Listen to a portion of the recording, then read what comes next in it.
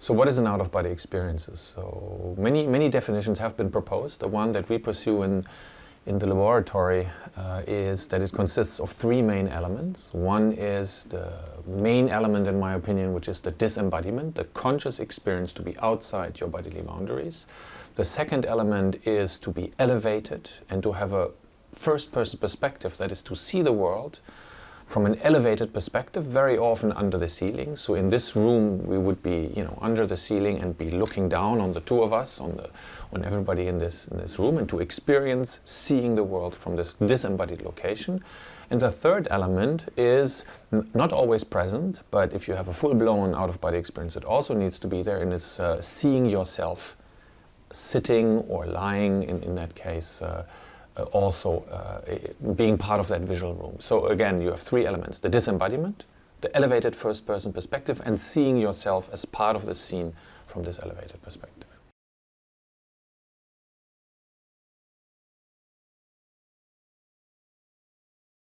Also an interesting question. I think we do still need a lot more basic work on this. The numbers that I have found is between 5 to 10% of the general population, so this very high, right? If you just think about the numbers, total number of people who will have an out-of-body experience in Europe. I mean, we're speaking about several million people.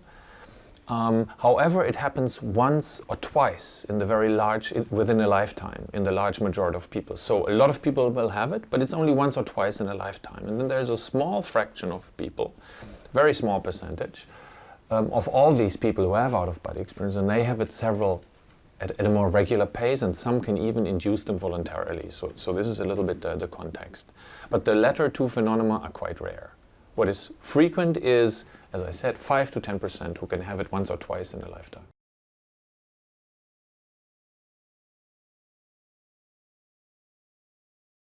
Yeah, excellent question. What are the situations where this happens? So I'm a medical doctor, neuroscientist by training, so I naturally looked in the clinic, but that's by far a rare instance where this happens, and I come back to this later. So if we're talking about the general population, when it happens, it can be in the case of fatigue, it can be in the case of an immediate emotional shock.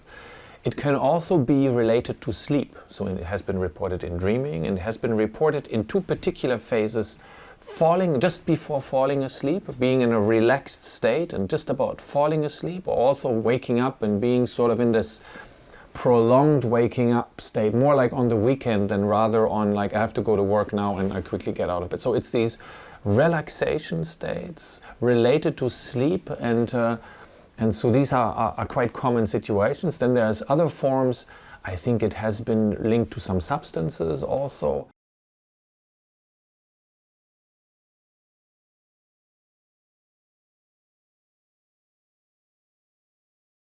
What's the sense of reality and perception, like what we are having right now, right? I feel to be present here, this is reality.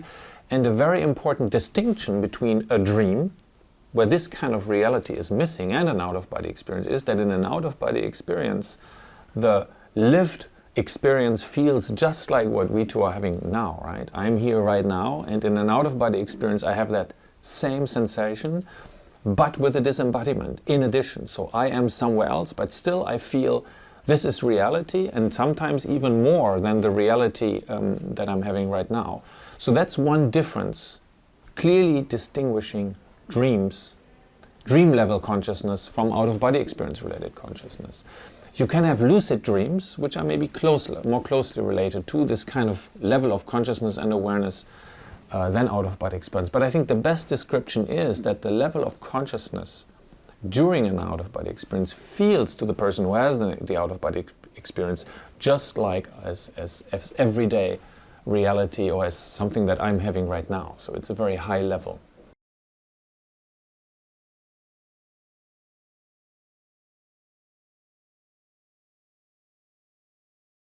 Looking at out-of-body experiences, and that's what we started now quite a while ago, in neurological patients, gives the advantage to speculate and investigate which brain regions could potentially be linked to the phenomenon. And what we found, I think the most particular case, which was also interesting because the level of consciousness was exactly like a normal level when she experienced the out-of-body experience, because we applied an electrical stimulation as part of a medical investigation for epilepsy, and the out-of-body experience was unrelated to her epilepsy. So we stimulated a certain part of her brain, if you want, a little bit 2 centimeters above and behind the ear. So that brain region, we stimulated a very mild current there, and repeatedly for 2 seconds we applied the current, and for 2 seconds she experienced an out-of-body experience. And she experienced to be outside her body, to be under the ceiling, and she experienced looking down, seeing herself, seeing me. I think I was sitting there, and there was also a neuropsychologist and engineer. So she saw all of us sitting in the room, and we could turn this out-of-body experience on and off by stimulating quite mildly this particular region in the brain, which is called the temporoparietal cortex on the right side. And then we continued, and we found, not by stimulation, but also if there is interference, short-lasting, because the stimulation is very short. It's for 2 seconds there's a current, and then it's completely normal again. So that induced an out-of-body experience in that individual. And we observed other cases where there was interference due to medical, also epilepsy, could also be severe migraine, where there were also very mild strokes in that region, that you could also have an out-of-body experience related. So what was important there, it's not just this one patient where this region is involved, it's in many patients. Actually, we studied 8 out of 9 such individuals, and they all had interference with this region.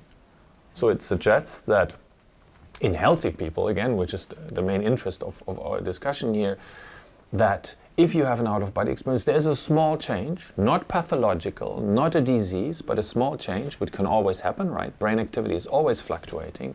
So there's a small change in this region, which could have as one consequence an out-of-body experience.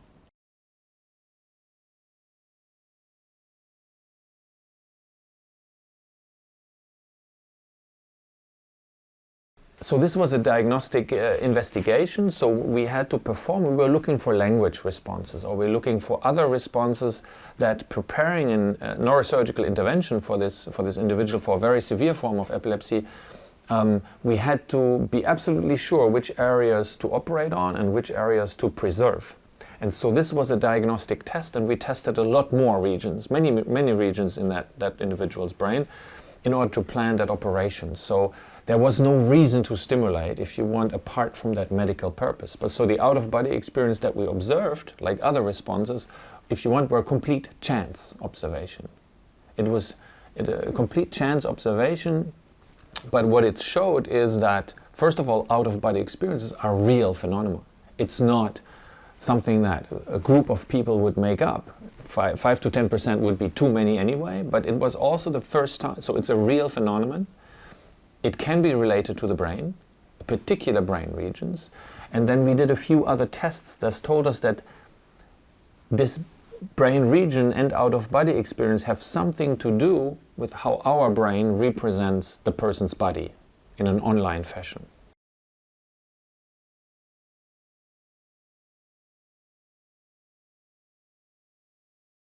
My first answer to these people again is out-of-body experience are a very typical experience, a complex experience that many people have, and our work has linked it to a particular brain system. It's not, so work that we have just published this year actually shows that it's not just this region I mentioned already, but it's a network.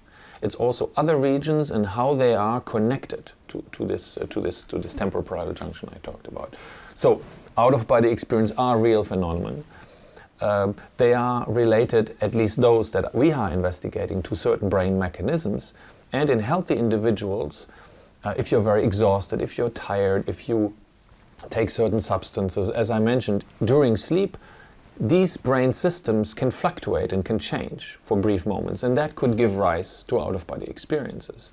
Whether this explains all out-of-body experience is another question, but those that we have studied, again, the response is out-of-body experience are real phenomena, right? Real phenomena, real brain phenomena, if you want, and there is no doubt that they exist like many other accepted hallucinations or manifestations, like seeing light or feeling a phantom limb, for example, right? So in many amputee individuals, like our discussion maybe today about out-of-body experience, many people have doubted that once an individual has lost, let's say, the left upper arm, that the person still perceives the persistence of the arm. Although he knows, and everybody else knows, that the arm is not there anymore, still there's a conscious perception of an arm. And our explanation of out-of-body experience goes very much in that direction, that there is something in the very specific mechanisms in the brain that represents ourselves. And this can give rise to phantom limbs, a very partial form of self-representation, or a global sense of self-representation, which we can investigate in the case of out-of-body experiences. I think it is not the out-of-body experience, in my opinion, who is maybe strange for these kind of people asking these questions. I think it's the inside body experience that we all experience, that a self is created and experienced at my position at the body location at this moment. How can this be so precise, and why is it always calculated here? Because out-of-body experience and other relations, related sensations, I think they show very clearly that the inside body experience is something that the brain has to compute and properly represent all the time, right now, yesterday, when we're running, when we're sitting. And it's actually a breakdown or a short disturbance should happen a lot more often. But it doesn't seem to be the case. So I think that's a very interesting question. Why is it so rare? Why is it not 90% having out-of-body experience, and why is it not a certain person several times a day? Right? So these are questions we are interested in, which are about consciousness and self-consciousness. How can self-consciousness be so precisely and well located here around my body? It's maybe not behind my eyes, it's maybe in my chest, but how can it be always more or less congruent with my body in space?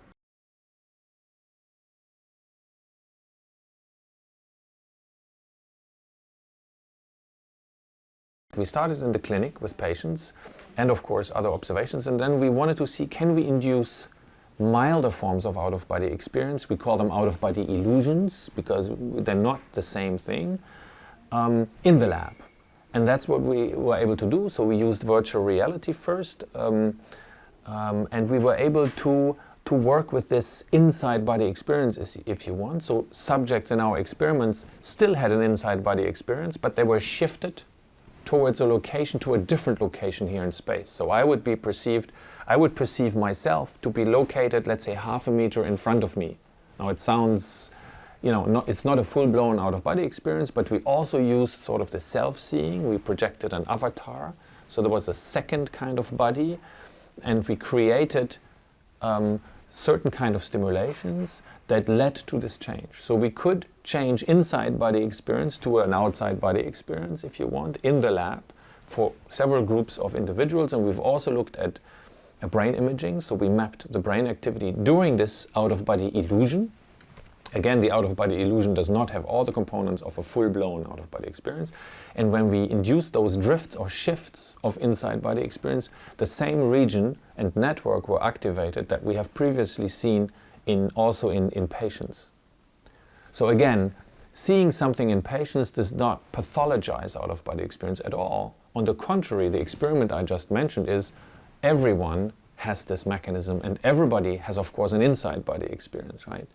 So we are linking, in this sense, the out-of-body experience to very normal brain processes that we all need and that are fundamental for self-consciousness. So based on these illusions that we had, so we developed them about 8 to 9 years ago, we have now included yet another mechanism, a much more powerful version of linking several things: engineering, virtual reality and a motion platform, cognitive psychology and brain imaging. And so the platform that later on we will visit allows to also displace people physically. But we needed a platform where you can be relaxed, because relaxation and feeling well and it's an important mechanism to get to an out-of-body experience, as is one of the precipitating factors. So we have people in a relaxed position. They're placed on a motion platform where we can literally, it's like an elevator. Think about an elevator, but which doesn't go several floors, which will just allowed to do accelerations in the vertical or horizontal plane. We can also tilt, but we're just moving people, also physically in space. And we're hoping that by simulating small physical movements, we can also induce changes and we facilitate a more stronger dissociation, which is really an elevation also in subjective experience, like is typical for the out-of-body experience. And we will further simulate this by exposing people to a visual world, again like an out-of-body experience, from the ceiling of a room. So we can really systematically expose people to very pleasant, to very nice, relaxing scenarios, which are nevertheless controlled by the scientific team.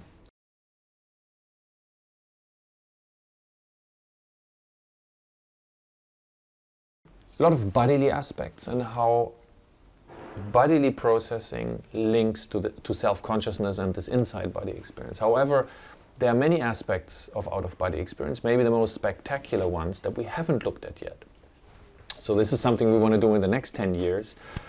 You could call these spiritual, transformative elements, which I think are fascinating aspects that during an out-of-body experience or even afterwards, people you have the experience that you have gained some insight how this world works. And I think these are just, of course, very important sensations and feelings, and it's not at all clear how this happens. And this is something these spiritual elements or transformative elements that we also want to look at. Why are they such important elements in the life of a person afterwards, for example? So this is new work that's going on, but we want to do this jointly. So with the basic neuroscience work, and then with this more psychological, spiritual, transformative dimensions. And we want to see whether there's any links between those two, because that could have a lot of benefit beyond out-of-body experiences also, right? And that's something, for example, the out-of-body experience very often is a positive phenomenon. So if we could help people reach such states, it could help also people who are looking for help or for looking for psychological adventures, but also for psychological help or relief from certain conditions. So there's, I think, really a great motivation to study out-of-body experience, to understand also those spiritual components, and then see how this can be made to be helpful also for everyone.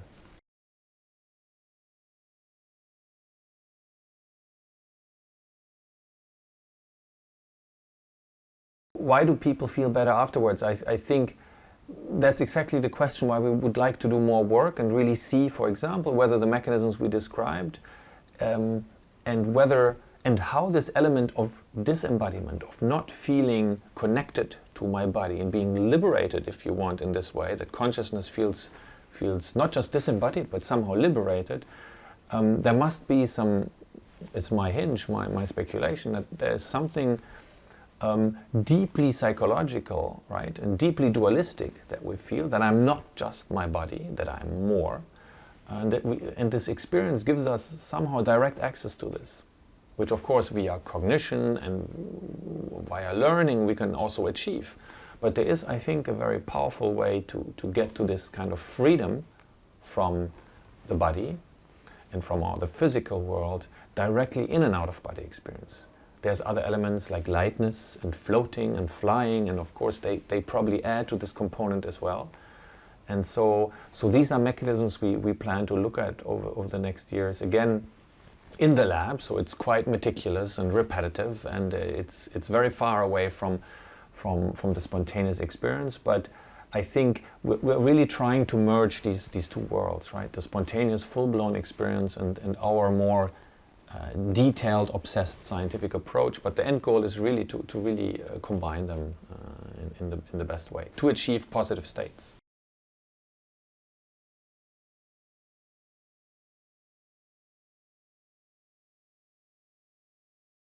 Near-death experiences can be many sensations. The out-of-body experience, however, is I would say one of the 1-2 key phenomena.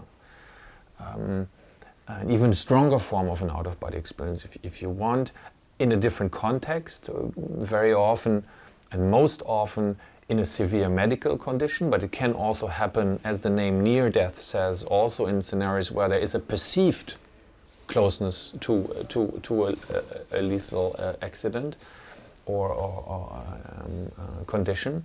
But there are several other elements, like another important one is of course the tunnel, there's some visual phenomena, there is music, particular music, there's a live review, I think, which is very interesting and very important that that the person has the experience to relive certain, in a flashback always, very successively, to relive these periods. And there's also the sensation of meeting people, meeting celestial entities, also people from one's own life, that they're also physically there. So I think it's a very much more complex phenomenon.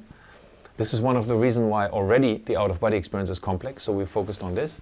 But again, the link between mortality awareness as and near-death experience with out-of-body experience is very important and a critical one. And I think, again, this dissociation between self-consciousness, self-awareness, this liberation element from the body is, again, I think, a very important one that is also fundamental to study in near-death experiences.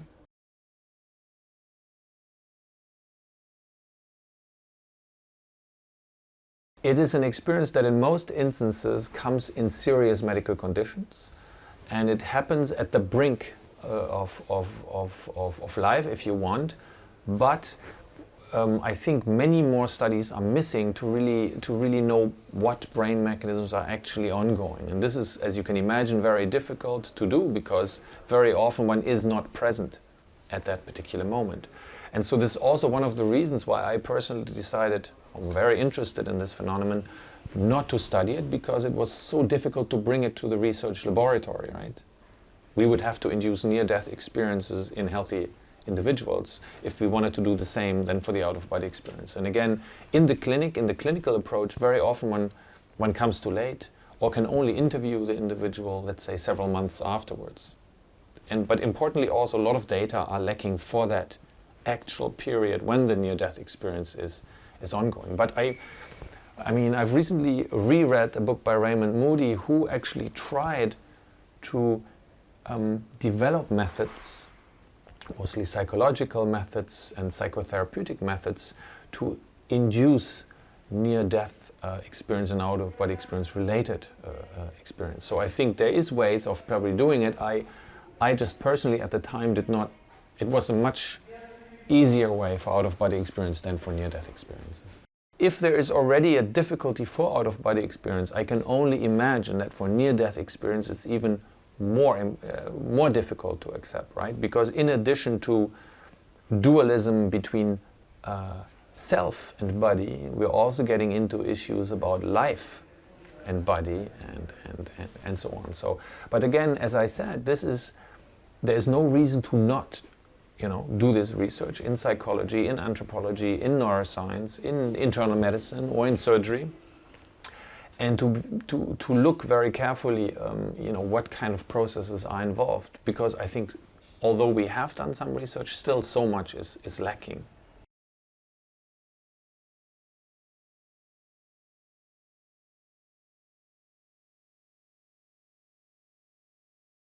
It's very clear. It's an experience in the first place. So the experience is true. So what a person experiences is literally his or her subjective a worldview at that moment. I don't think it tells us about an ontological status of what is experienced, right? So if I experience to be outside my body, it does not mean that this entity has physically to be outside the body. What is outside the body is an experienced location of the self. And we talked about it before, this inside body experience and outside body experience. It's an experience, and as such, we're investigating it with many tools on the subjective side and the objective side and the brain side. So in my opinion, and from a scientific view, the brain is involved in generating these experiences, and our data are compatible with this view. So we're very interested to understand really what leads to that sensation. But I don't think they tell us something about the ontological study. That really something would leave the body to have that experience. Okay. Again, this example from a phantom limb is very similar.